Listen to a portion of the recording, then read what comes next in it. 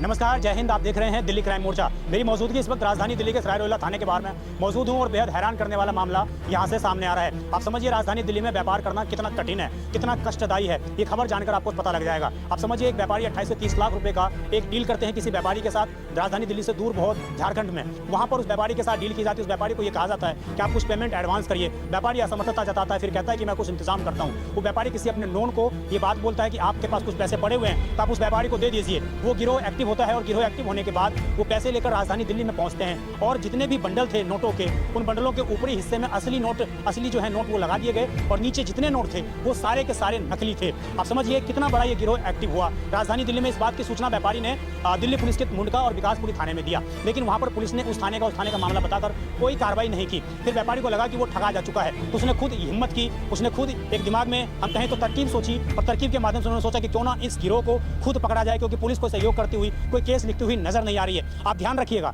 ये सारा नोट नकली पकड़ा गया था, लेकिन उसके बावजूद पुलिस ने कोई एक्शन नहीं लिया। वो पैसे कहां से आए थे? क्या वो आतंकवादियों ने पैसे भेजे थे? क्या वो बांग्लादेश से पैसे आए थे? क्या वो नेपाल से पैसे आए थे? क्या वो पाकिस्तान से पैसे आए थे? या भारत के किसी कोने में वो नकली नोट छापे गए थे? पुलिस ने इसका पता लगाने में कोई दिलचस्पी नहीं दिखाई। जब व्यापारी ने इस बात को लेकर पुलिस को बताया, पुलिस को ये बताया कि हम एक गिरोह को पकड़ने के लिए जा रहे हैं, आप हमारा सहयोग करिए। पुलिस ने उसके बावजूद उस व्यापारी का कोई सहयोग नहीं किया, कोई दिलचस्पी नहीं दिखाई। व्यापारियों ने खुद एक समूह बनाया। समूह बनाने के बाद उन लोगों से दोबारा डील करी 10 लाख रुपए की और 10 लाख रुपए की पेमेंट लेने के लिए वहां पर गए। उन्होंने फिर से देखा कि वो गिरोह के 2 से 3 मेंबर जिनकी फोटो आप स्क्रीन पर देख रहे हैं, वो लोग उन व्यापारियों के पास 10 लाख रुपए लेकर आते हैं और वो 10 लाख रुपए वैसे थे कि ऊपर असली नोट और नीचे तमाम गड्डियों में नकली नोट, जिसकी वीडियो आप स्क्रीन पर देख रहे हैं। तो इस प्रकार दोबारा उन व्यापारियों ने बिना पुलिस के सहयोग के उन लोगों को पकड़ा और लगभग 500 मीटर तक उनसे संघर्ष करते हुए सराय रोहिल्ला थाने में उनको लाए, यहाँ पर उनको सबमिट करवाया। और आप समझिए महज कुछ घंटों के अंदर FIR दर्ज, बहुत संघर्ष करने के बाद, वकील को बुलाने के बाद FIR दर्ज की गई। FIR दर्ज करने के बाद उनको कुछ ही घंटों के अंदर ऐसे गिरोह को छोड़ दिया गया जो लगातार उस व्यापारी को मारने की धमकी दे रहा है, जो लगातार राजधानी दिल्ली में न जाने कितने व्यापारियों को अब तक नकली नोट के माध्यम से चपत लगा चुका होगा,